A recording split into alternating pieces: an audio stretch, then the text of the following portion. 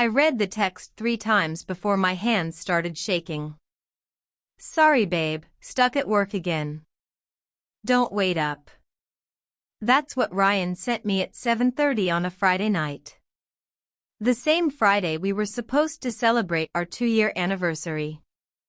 The same Friday I'd spent 4 hours getting ready, wearing the dress he'd mentioned he loved, making reservations at the Italian place downtown he'd been asking to try. I stared at my phone in our apartment, candles lit on the table, pasta getting cold, and I told myself the same thing I'd been telling myself for 3 months. He's building his career. He's under pressure. I need to be understanding. But then my best friend Jenna called. Madison, I don't know how to say this, she said, her voice tight. But I just saw Ryan. At Marcello's. The restaurant you told me about. My heart stopped. He's not alone. I didn't think. I just grabbed my keys. Jenna was still talking, saying something about being sure, about not doing anything rash, but I was already out the door. The drive to Marcello's took 12 minutes. I counted every single one of them. My mind was racing. Maybe it's a work dinner, maybe it's his boss, maybe there's an explanation that makes sense. But Jenna's voice kept echoing in my head, he's not alone. I pulled into the parking lot and sat there for a minute, hands gripping the steering wheel. The restaurant glowed warm and romantic through the windows. Couples were laughing inside. This was supposed to be us tonight. I walked to the door. The hostess smiled at me. Good evening, do you have a reservation? I'm meeting someone, I said, scanning the room. Ryan Mitchell. I think he's already here. Her smile flickered. Just for a second. But I caught it. Oh, she said carefully. Yes, Mr. Mitchell is here. He's at table 4, but... I didn't let her finish. I walked past her, into the main dining room, my heels clicking on the hardwood floor. And then I saw him. Ryan was sitting in the corner booth. The one with the candles and the view of the city lights. The one I'd requested when I made our reservation 3 weeks ago. He was wearing the navy suit I'd helped him pick out last month. His hair was styled. He was laughing at something, his hand reaching across the table. Reaching for her hand. She was beautiful. Blonde hair in perfect waves. A white dress that probably cost more than my rent. And on her left hand, I could see it even from across the room, was a diamond ring that caught the candlelight like a small star. I stood there, frozen, watching my boyfriend of 2 years hold hands with another woman. Watching him look at her the way he used to look at me. That's when the waiter appeared beside me. Miss? Can I help you find your table? I turned to him slowly. That man, I said, pointing at Ryan. Table 4. Do you know who he's with? The waiter's face went pale. He glanced at the table, then back at me, and I saw him put it together. I saw him realize exactly what was happening. Miss, Please, I said quietly. Just tell me. He hesitated. Then, in a voice barely above a whisper, he made the reservation under Mr. and Mrs. Mitchell. He said it was a special occasion. He said they just got engaged. The floor tilted under me. Mrs. Mitchell. Engaged. If you've ever had the ground fall out from under you while you're still standing, drop a comment. Because that's exactly how it felt. I didn't plan what happened next. My body just moved. I walked straight to table 4. Ryan's back was to me. The woman, his fiancée, saw me first. Her smile faded. She pulled her hand back slowly. Ryan, she said. He turned. And the color drained from his face so fast I almost laughed. Madison. My name came out like a choke. What are you? You're not supposed to. I'm not supposed to be here? I said, my voice eerily calm. Funny. Neither are you. You're supposed to be stuck at work, remember? The woman was staring at me now, confusion replacing the shock. Who is this, Ryan? Nobody, Ryan said quickly, standing up. She's just. I'm his girlfriend, I said, looking directly at her. For 2 years. We lived together. We were supposed to be celebrating our anniversary tonight, actually. At this exact restaurant. The reservation I made 3 weeks ago. She blinked. Once. Twice. Then her eyes dropped to the ring on her own finger. Ryan? Her voice had gone very, very quiet. She's lying, Ryan said desperately. Babe, she's just some crazy. I have keys to his apartment, I said. My clothes are in his closet. My toothbrush is in his bathroom. We adopted a cat together last month. Her name is Pepper. She's gray with white paws. Would you like to see pictures? The silence that followed was so thick you could cut it with a knife. The woman stood up slowly. She looked at Ryan like she was seeing him for the first time. We've been together for 8 months, she said. You proposed to me 3 weeks ago. 3 weeks ago. The same time I'd made our anniversary reservation. Both of you need to leave, Ryan hissed, grabbing his jacket. You're making a scene. No, I said. I think I'll stay. I have a reservation here, after all. Unless. I turned to his fiancée. I'm sorry, I didn't catch your name? Olivia, she said numbly. Olivia, would you like to join me? We clearly have a lot to talk about. Ryan left. Just grabbed his coat and walked out, leaving both of us standing there. Olivia sat back down. I slid into the seat across from her, the seat Ryan had been sitting in. The waiter appeared, clearly shaken, and I ordered a bottle of wine. The expensive kind, I said. Put it on Ryan's tab. For a moment, neither of us spoke. Then Olivia laughed. It was a brittle, broken sound. I'm an idiot, she said.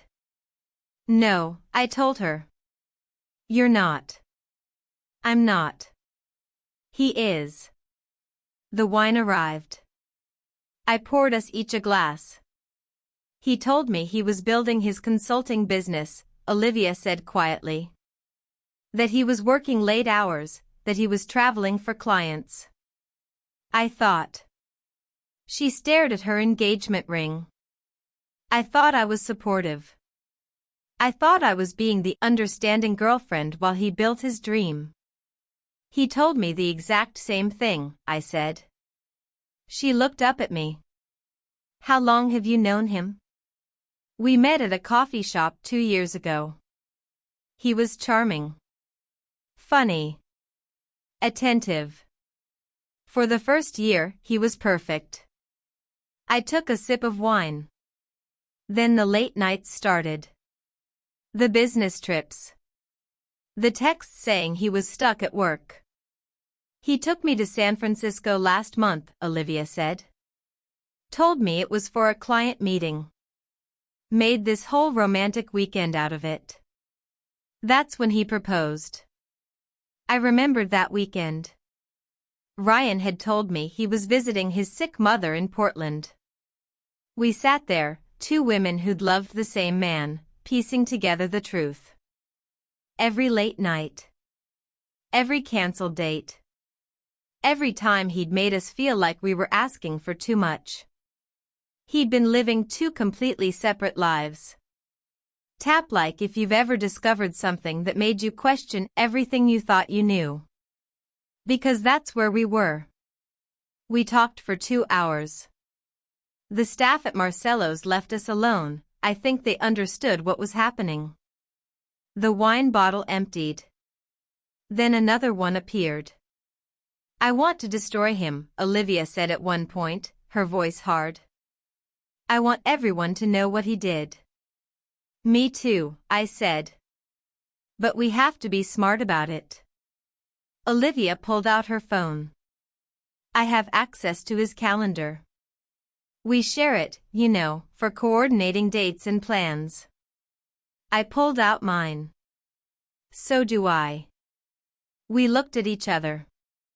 Then we started comparing. Every business trip. Every late meeting. Every excuse he'd given each of us. And slowly, a pattern emerged. When he told me he was with Olivia, he told her he was working. When he told her he was traveling, he told me he was with family. He'd built an elaborate system of lies, and he'd been maintaining it for at least 8 months. "He's supposed to close a major deal next Friday," Olivia said, scrolling through the shared calendar. "His biggest client. He's been talking about it for weeks, says it'll make his career."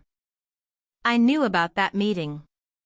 Ryan had been stressed about it for a month. "Who else knows about this deal?" I asked. "Everyone," Olivia said. "His colleagues, his boss, his parents. He's throwing a party afterward. At his parents' house. To celebrate." I leaned back in my chair. An idea was forming. "Olivia," I said slowly. "How would you feel about going to that party?" She looked at me. A slow smile spread across her face. "Together?" she asked. Together. The next week was careful planning. Olivia and I became unlikely allies.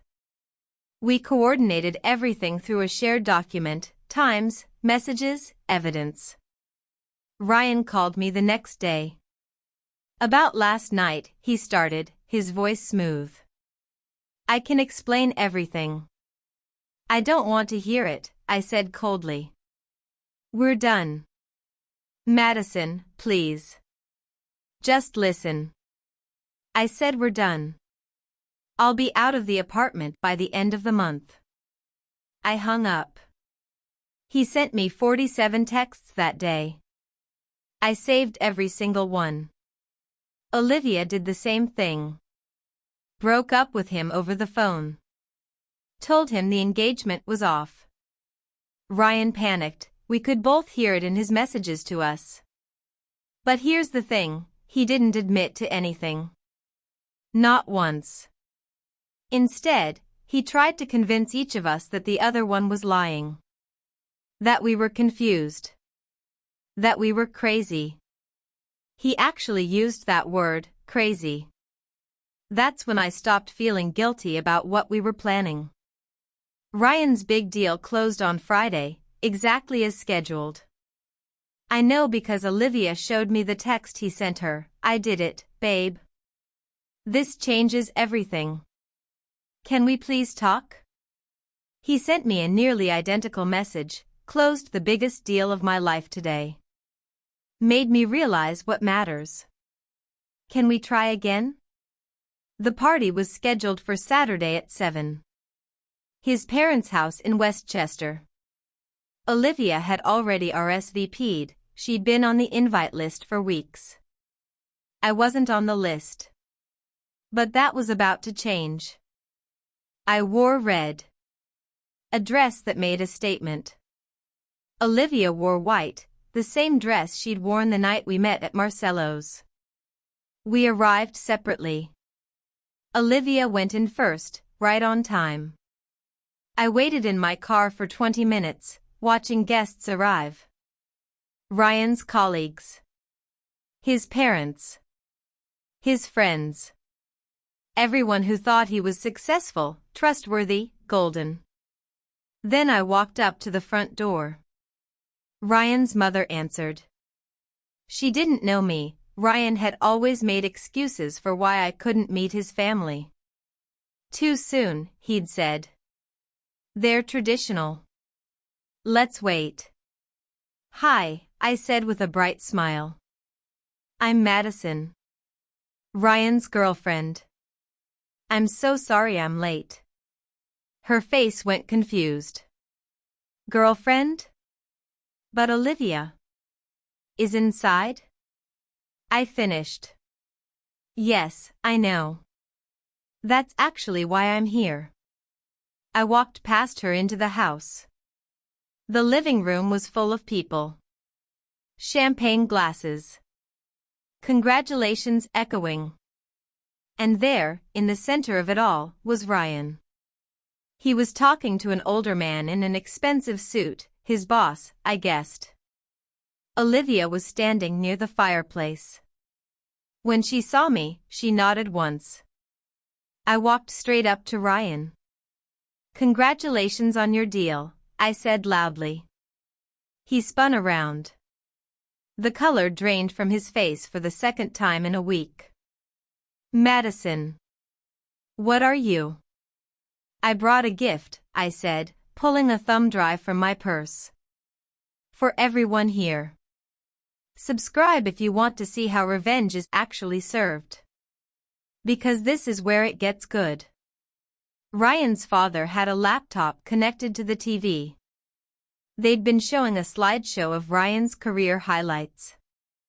I walked over, ejected their USB, and inserted mine. What are you doing? Ryan hissed behind me. Showing everyone who you really are, I said calmly. The screen changed. Up came a spreadsheet. A timeline. On the left side, dates, times, and messages Ryan had sent to me. On the right side, dates, times, and messages he'd sent to Olivia. Every lie. Every excuse. Every time he'd told one of us he was with the other. The room went silent. For 2 years, I said, my voice steady, Ryan told me he loved me. That he was building a life with me. And for 8 months, he was telling Olivia the exact same thing. He proposed to her 3 weeks ago. The same week we were celebrating our anniversary. Olivia walked up to stand beside me. I'm Olivia, she said to the room. Ryan's fiancée. Or I was, until last Friday, when I met Madison at the restaurant where Ryan was supposed to be celebrating his anniversary with her. The same restaurant where he'd taken me for our 6-month anniversary. Ryan's mother made a small sound. His father's face had gone hard. You're both insane, Ryan said desperately. You're making this up. Here's the lease to the apartment we shared, I said, pulling up another document on the screen. Both our names. 2 years. Here are the texts where he proposed to me, Olivia added, pulling out her phone. Want me to read them out loud? They're very romantic. The man in the expensive suit, Ryan's boss, stepped forward. Ryan. Is this true? Ryan opened his mouth. Closed it. Looked around the room at all the faces staring at him. His colleagues. His parents. His friends. I can explain, he finally said. Don't bother, his father said quietly. Get out of my house. Dad. Get out. Ryan left his own party. We heard his car peel out of the driveway. I expected chaos. Yelling. Drama. But instead, something unexpected happened. Ryan's mother came up to us. Her eyes were wet. I'm so sorry, she said. Both of you. You deserved so much better than this. Ryan's father offered to help us get our things from Ryan's apartment, the apartment I'd been living in. He won't be going back there, he said grimly. I'm cutting him off. No more rent, no more car payments, no more bailouts. He's on his own. The boss, his name was Mr. Hernandez, pulled Olivia and me aside. The deal he closed, he said quietly. I'm going to review it. If I find any irregularities, any lies like the ones he told you. He didn't finish the sentence. He didn't need to. We left together, Olivia and me. We sat in my car in the driveway for a while, neither of us quite believing what had just happened. I thought I'd feel better, Olivia said quietly. But I just feel empty. Me too, I admitted. My phone buzzed. A text from Ryan, you destroyed me.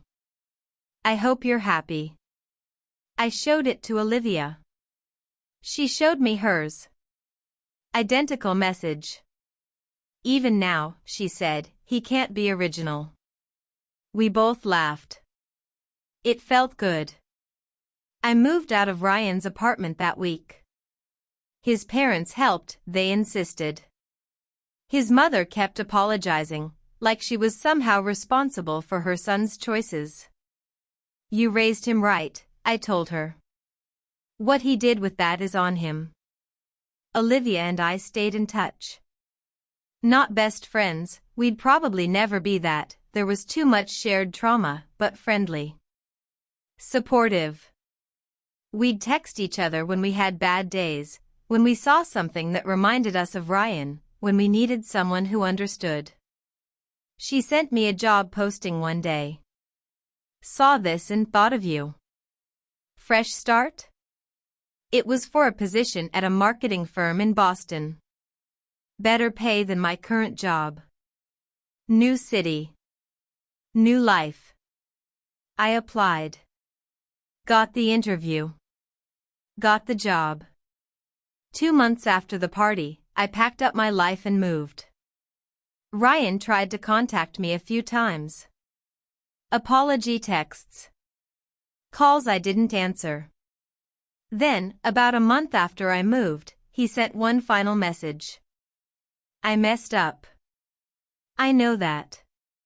But what you did at that party, exposing me in front of everyone, that was cruel.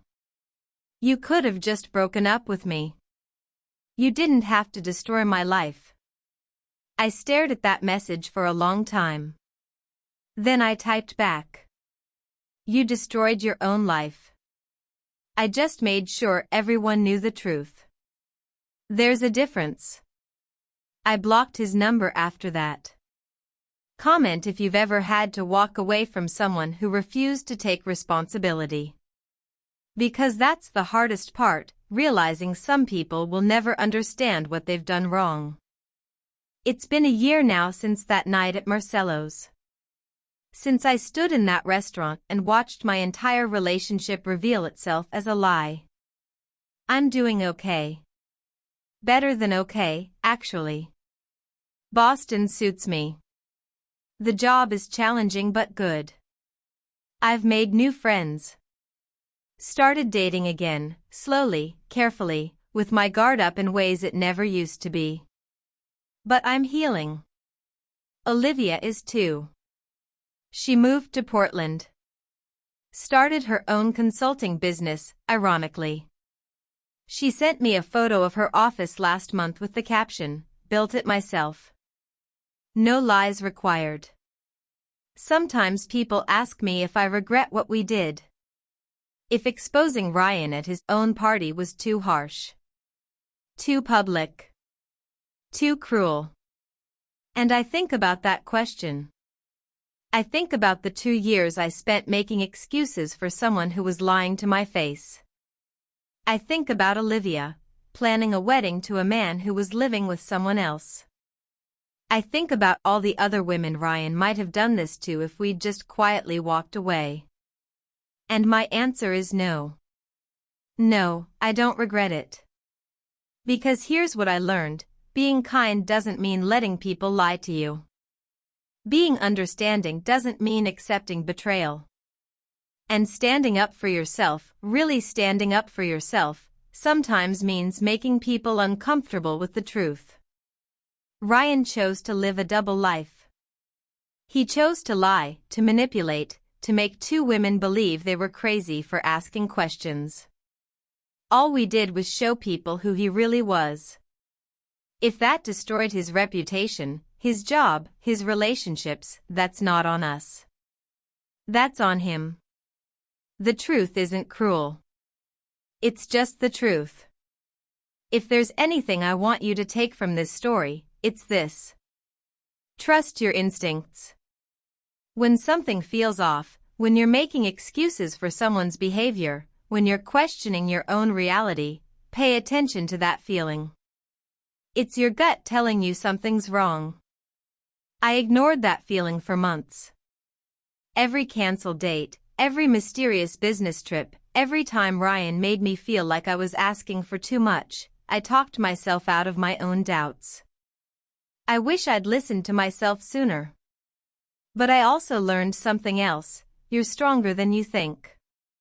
When everything falls apart, when the person you trusted most proves they were lying all along, you survive it. You move forward. You build something new. And sometimes, you find out you weren't alone in the darkness. Sometimes you find someone like Olivia, someone who understands exactly what you're going through because they went through it too. We weren't victims in the end. We were women who refused to let someone else's lies define us. That's power. I drove past Marcello's last week. I was back in New York visiting friends, and my route took me right by the restaurant. I almost kept driving. But then I pulled into the parking lot and sat there for a minute, looking at the warm lights through the windows. That place had been the site of the worst night of my life. The night everything I thought I knew fell apart. But it was also the night I met Olivia. The night I stopped making excuses. The night I decided I deserved better. I went inside. Sat at the bar. Ordered a glass of wine. The same waiter from that night came over. He recognized me, I could see it in his eyes. "How are you doing?" he asked gently. "I'm good," I said. And I meant it. He smiled. That night, what you did, everyone here was talking about it for weeks. You're kind of a legend. I laughed. Is that a good thing? Yeah, he said. It is. You stood up for yourself. Both of you did. That takes courage. I finished my wine and left. Got back in my car. Drove to my friend's apartment. And I realized something: I wasn't angry anymore. I wasn't hurt. I was just free. Free from the lies. Free from the doubt. Free from the person who'd made me question my own worth. Ryan had sent me one last email a few months ago. I haven't opened it. I don't need to. Whatever he has to say, apology, excuse, blame, I don't need to hear it anymore. I already have everything I need. If this story resonated with you, if you've ever had to rebuild yourself after betrayal, if you've ever had to choose truth over comfort, if you've ever had to walk away from someone you loved because staying would destroy you, leave a comment. Tell me where you're at in your journey. Tell me you're surviving. Tell me you're free. Because we're all in this together. And sometimes, the strongest thing you can do is share your story and let someone else know they're not alone. Thank you for listening to mine.